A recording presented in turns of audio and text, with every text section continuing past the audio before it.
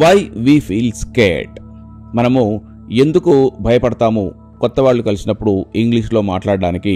ఎందుకు why do hesitate, ఎందుకు hesitate అవుతాము?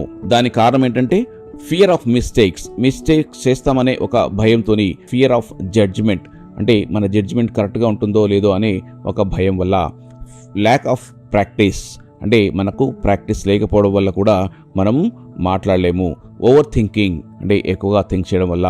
But remember, people are not perfect, everyone makes mistakes. Confidence is more important than grammar.